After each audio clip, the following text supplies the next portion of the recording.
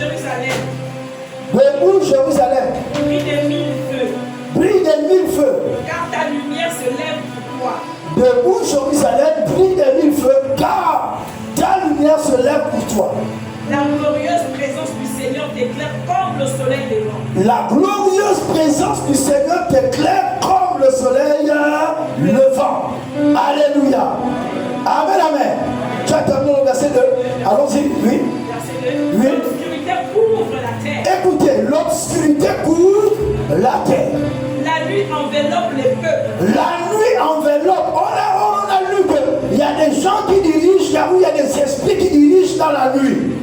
On dit la nuit couvre les peuples, c'est-à-dire que les esprits se répandent partout.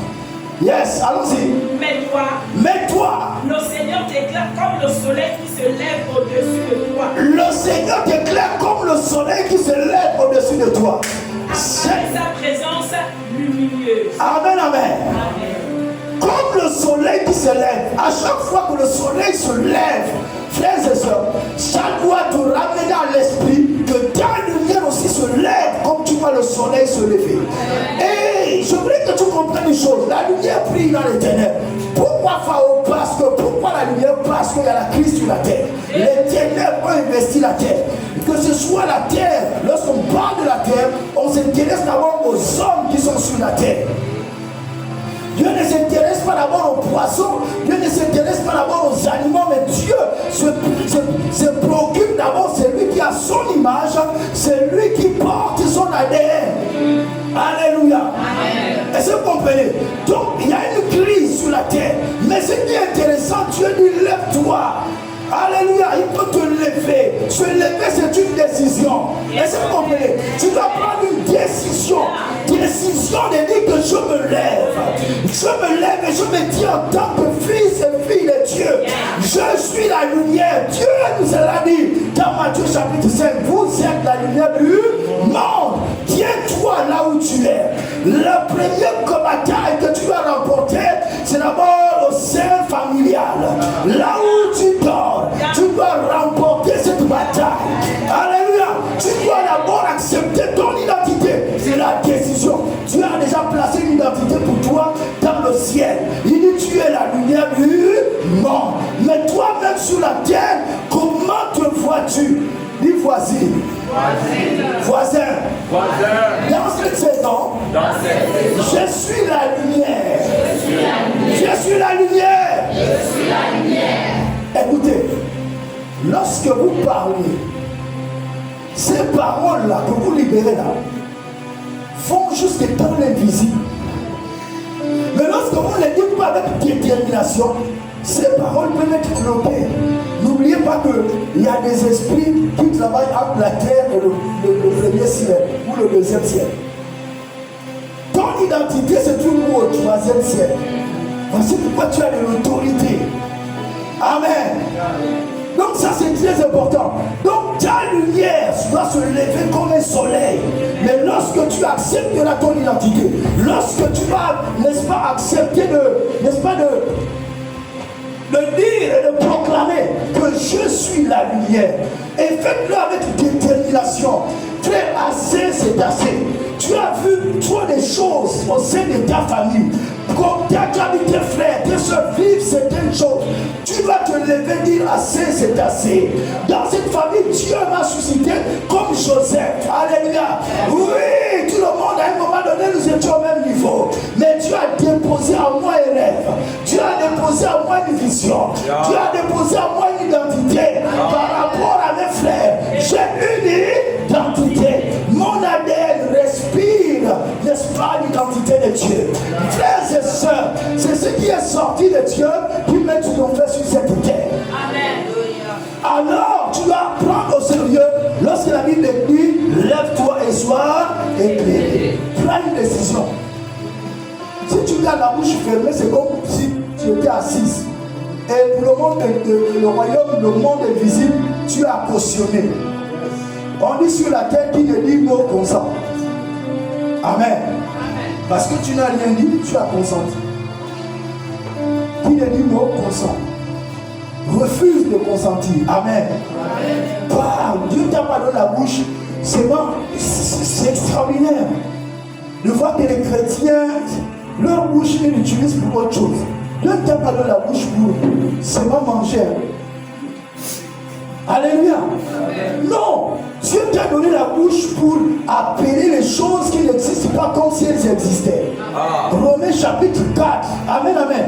À partir du verset 17-18. Les choses qui n'existent pas, tu dois les ramener à leur existence. Parce que tu es sorti de Dieu. Et tu dois voir comment Dieu agit face lorsqu'il y a des crises. Lorsqu'il y avait les ténèbres sur la terre, Dieu n'était pas paniqué. Dieu n'était pas agité. Mais Dieu était tranquille. Alléluia. Depuis Dieu, il a seulement parlé. Il a parlé. Il a parlé. Ne néglige pas ta parole. Dans le monde de l'esprit, ta parole peut devenir une épée. Ta parole peut devenir un marteau. Ta parole peut devenir un volcan de feu. Et c'est ce que je suis en train de dire.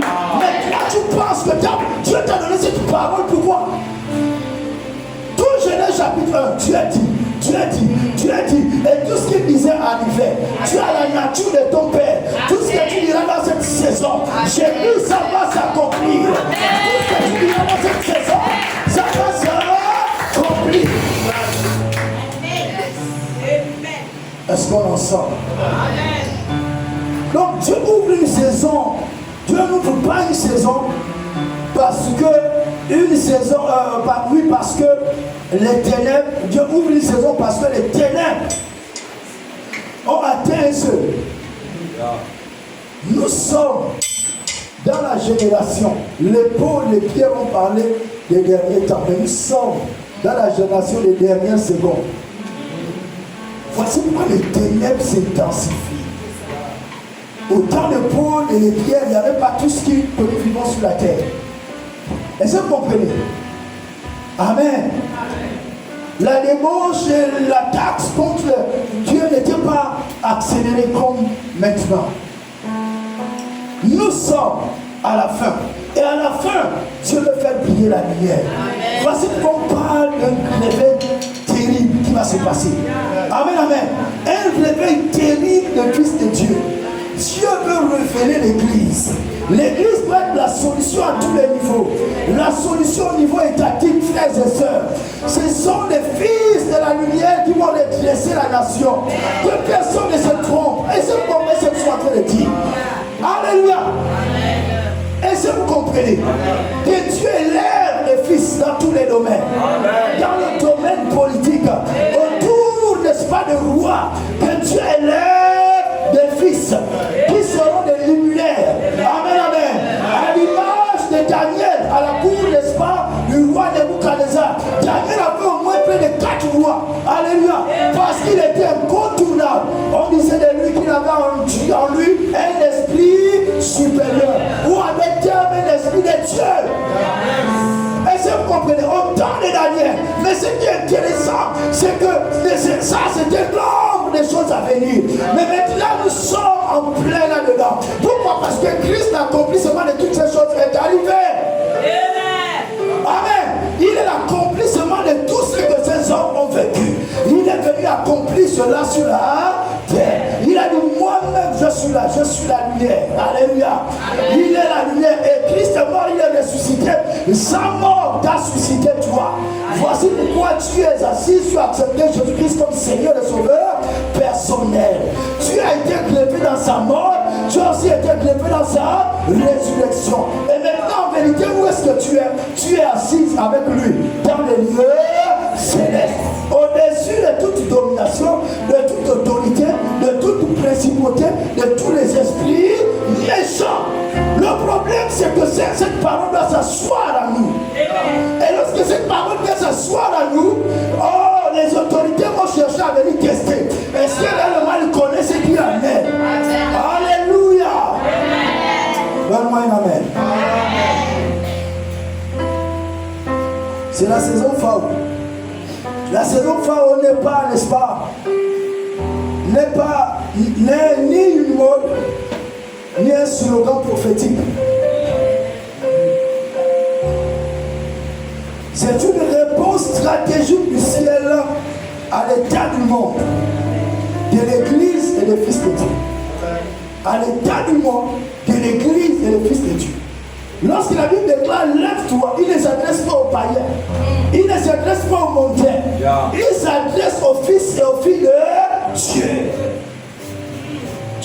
lever. Amen.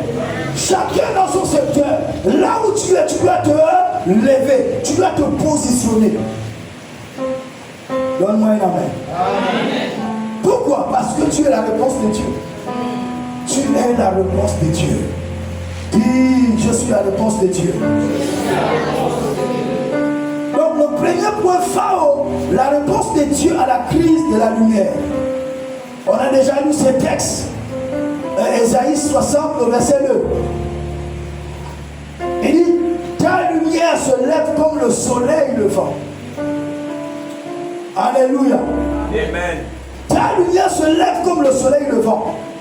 Dans Genèse chapitre 1, le verset 2 à 3, il y avait le chaos. Oui, il peut y avoir un chaos dans le domaine de ta vie. Est-ce que vous comprenez? Il peut y avoir des problèmes dans ce domaine de ta vie. Mais ne t'inquiète. Appelle la lumière. Amen. Proclame la lumière. Amen. Décrète la lumière. Amen. Alléluia. Amen. Proclame, décrète la lumière. N'aie pas peur. Quand les ténèbres deviennent dominantes, Dieu ne négocie pas. Il manifeste la lumière. Il dit à ta soeur manifeste. Non, dis manifeste. Il faut manifester. Alléluia. Comment on manifeste? Frère, en se regardant et en voyant qui est Christ en toi. Commence à manifester Christ en toi. Et la Bible déclare que Christ en nous l'espérance de la gloire. Colossiens chapitre 1, le verset 27. Christ en nous l'espérance de la gloire. Donc toute la gloire même de Dieu est déjà posée en toi. Est-ce que, dites-moi, lorsqu'on prend une graine d'arachide, est-ce que c'est une graine qu'on attrape en main, n'est-ce pas? Est-ce que vous comprenez? Mais cette graine-là, quand cette graine contient déjà un arbre, on va dire quoi, une plante d'arachide à l'intérieur. Mais vous ne la voyez pas. En fait, c'est déjà posé dans cette graine d'arachide.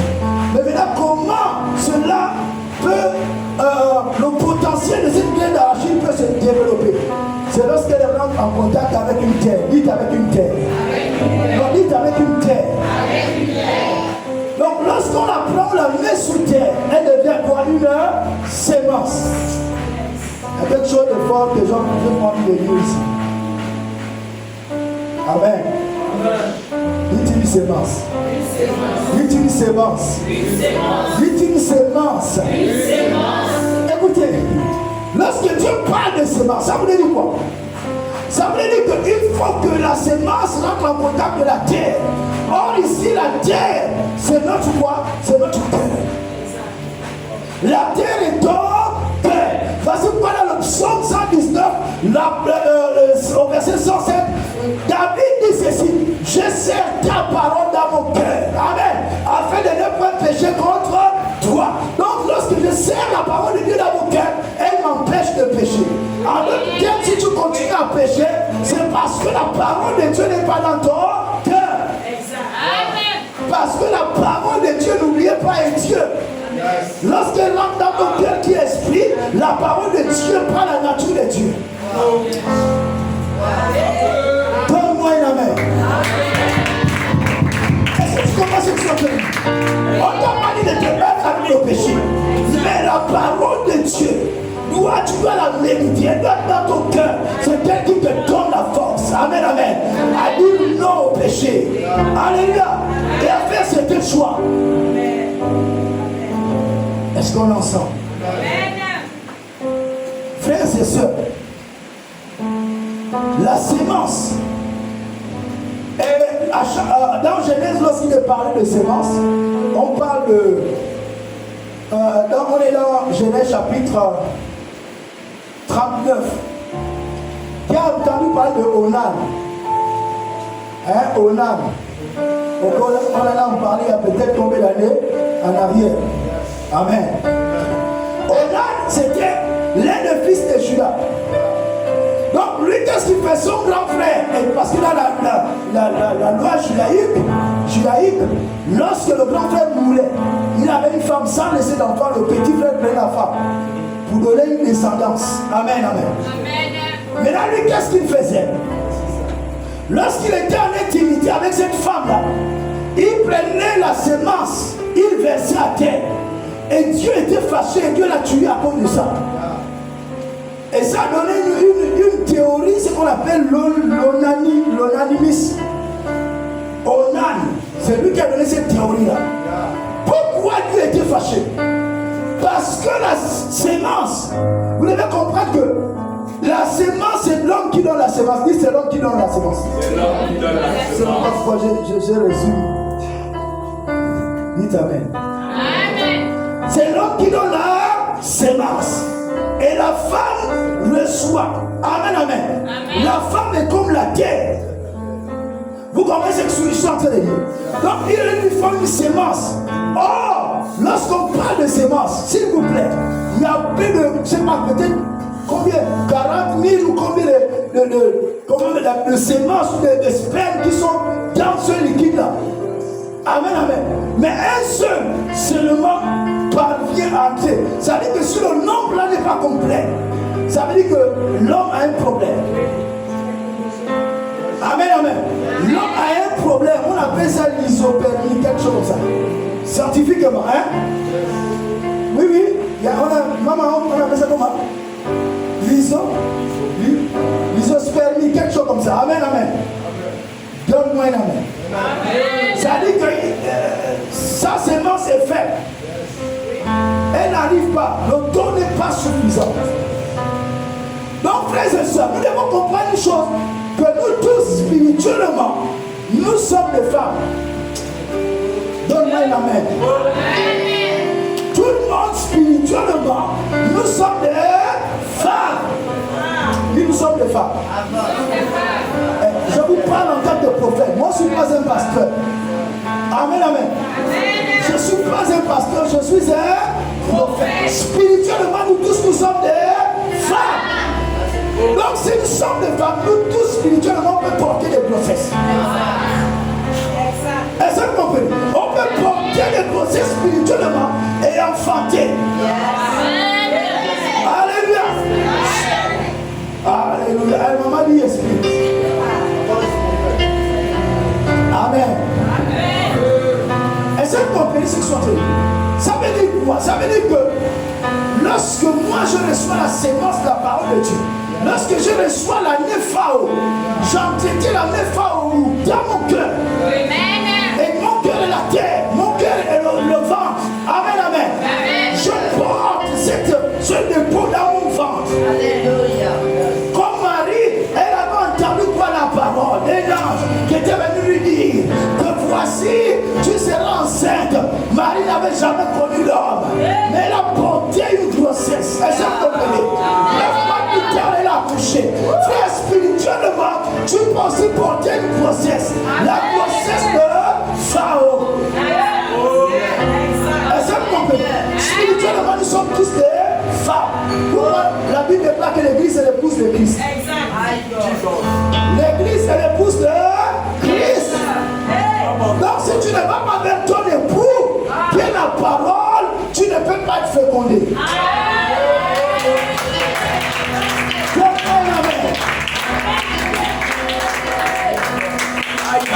Est-ce que dans ça? Et ça, c'est le problème du chrétien. J'ai épousé ma femme. Est-ce que vous comprenez? Si je viens, je l'embrasse à la bouche, est-ce qu'elle peut être fécondée? Si je viens, je ne sais pas trop, je lui touche au niveau des cheveux, est-ce que quelque chose peut passer? Jamais. Quelque chose ne peut pas se passer. Est-ce que vous comprenez? Mais, fur et à mesure que je continue, elle va commencer à me dire, non, je crois maintenant que tu es l'homme de ma vie. Et lorsqu'on sera en intimité, quelque chose va se passer. Et 9 mois plus tard, on verra un enfant sortir. Est-ce que vous comprenez ce que je suis en train de dire? La parole de Dieu a pénétré ton cœur. La plusieurs d'entre nous, les cœurs sont fermés. Gardez sur le cœur. Il faut garder la parole de Dieu dans ton cœur et rentrer dans la communion avec la présence de Dieu. Tu dois aimer la présence de Dieu. Parce que tu dois avoir la sémence dans la terre. Mais pour que cette sémence soit arrosée, pour que cette sémence, n'est-ce pas, sorte, tu dois être en communion avec ton époux. Tu dois être en communion avec ton époux. Nous sommes l'épouse de Christ. Le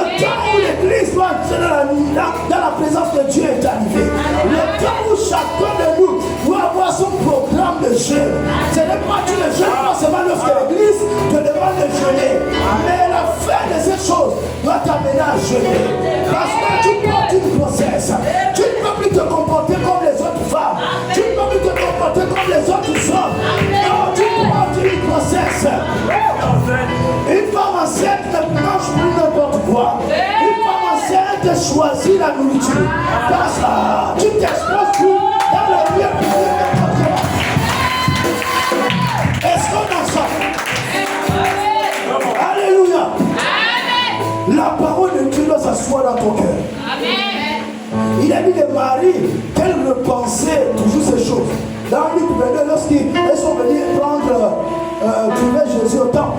Il dit qu'elles repassaient ces choses. Et comment on appelle aussi lui-là?